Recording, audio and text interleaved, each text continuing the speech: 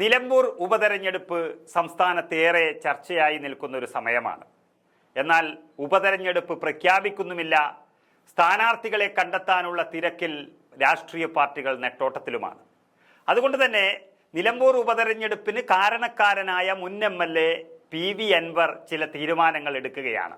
നിലമ്പൂർ ഉപതെരഞ്ഞെടുപ്പ് ഉടൻ നടത്തണമെന്നാവശ്യപ്പെട്ടുകൊണ്ട് മുൻ MLA PV അൻവർ കേന്ദ്ര തെരഞ്ഞെടുപ്പ് കമ്മീഷന് കത്ത് നൽകിയിരിക്കുകയാണ്.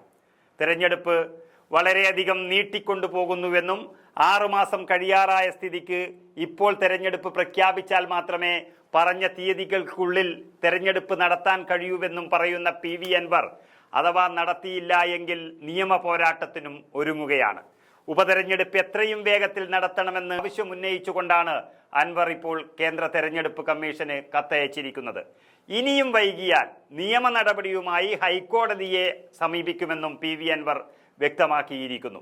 ആദ്യം ഹൈക്കോടതിയിലും പിന്നീട് ഹൈക്കോടതിയിൽ നിന്ന് വ്യക്തമായ ഉത്തരവ് ലഭിക്കുന്നില്ലെങ്കിൽ സുപ്രീം കോടതി വരെ പോകാനും അൻവർ തയ്യാറായി നിൽക്കുകയാണ്. കാരണം PV അൻവറിനെ സംബന്ധിച്ചിടത്തോളം നിലമ്പൂരിലെ ഉപതെരഞ്ഞെടുപ്പ് നടത്തുന്നത് അദ്ദേഹത്തിന്റെ അത്രയും അത്യാവശ്യമായി മാറിയിരിക്കുകയാണ്.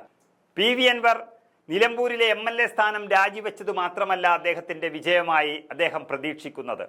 അവിടെ വീണ്ടും ഉപതെരഞ്ഞെടുപ്പ് നടത്തി അതിൽ CPM-ന്റെ അല്ലെങ്കിൽ ഇടതുപക്ഷത്തിന്റെ സ്ഥാനാർത്ഥിയെ തോൽപ്പിച്ച് പിണറായി വിജയൻ എന്ന മുഖ്യമന്ത്രിക്കും ഇടതുപക്ഷത്തിനും കനത്ത പ്രഹരം നൽകണമെന്നുള്ളതാണ് അദ്ദേഹത്തിന്റെ ഏറ്റവും പ്രധാനപ്പെട്ട ആവശ്യം.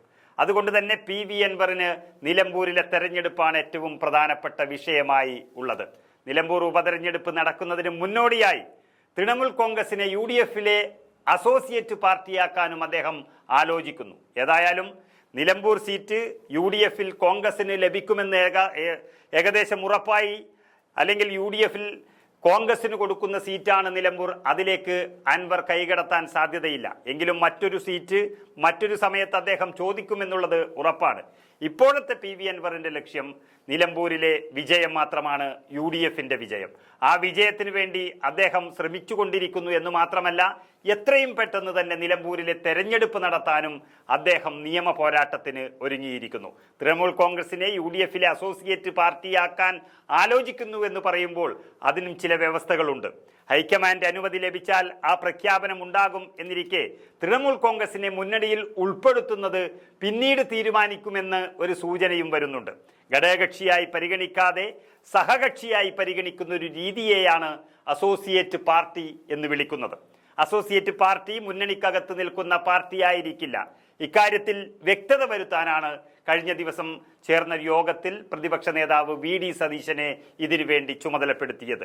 ക്ഷണിതാവ്, അസോസിയേറ്റ് പാർട്ടി എന്ന് 2 നിലയിലാണ് UDF-ൽ പാർട്ടികളെ ഉൾപ്പെടുത്തിക്കൊണ്ടിരിക്കുന്നത്. നിലവിൽ RMP മാത്രമായിരുന്നു UDF-നുള്ളിലെ ഒരു അസോസിയേറ്റ് പാർട്ടി എന്ന് പറയുന്നത്. നിയമസഭയിൽ സ്വതന്ത്രമായ നിലപാടെടുക്കാൻ അസോസിയേറ്റ് പാർട്ടിക്ക് സാധിക്കും എന്നുള്ളതും മറ്റൊരു കാര്യമാണ്. എങ്കിലും KK രമ UDF-ന്റെ എല്ലാ തീരുമാനങ്ങൾക്കും ഒപ്പം നിൽക്കുന്നു എന്നുള്ളതും ശ്രദ്ധേയമാണ്. അധികം വൈകാതെ തന്നെ തൃണമൂൽ കോൺഗ്രസിനെ ഉൾപ്പെടുത്തുന്നതിൽ കേരളത്തിലെ UDF ഘടകകക്ഷികൾക്കാർക്കും തന്നെ എതിർപ്പില്ല എന്നാണ് ലഭ്യമാകുന്ന വിവരം. എങ്കിലും ദേശീയ തലത്തിൽ കോൺഗ്രസിന് ഉണ്ടായിരിക്കുന്ന നീരസം അത് തൃണമൂൽ കോൺഗ്രസിനെ ഇവിടെ ബാധിക്കുന്നു എന്നുള്ളതും ഒരു സത്യമാണ്. പക്ഷേ PV അൻവർ എന്നൊരു ഘടകം അല്ലെങ്കിൽ എന്നൊരു നേതാവ് UDF-നെ സംബന്ധിച്ചിടത്തോളം വളരെ പ്രധാനമാണ് എന്നുള്ളത് കൊണ്ട് അതിൽ അയവ് വരുത്താനും കോൺഗ്രസിനുള്ളിൽ ധാരണയായിട്ടുണ്ട് എന്നും അറിയുന്നു.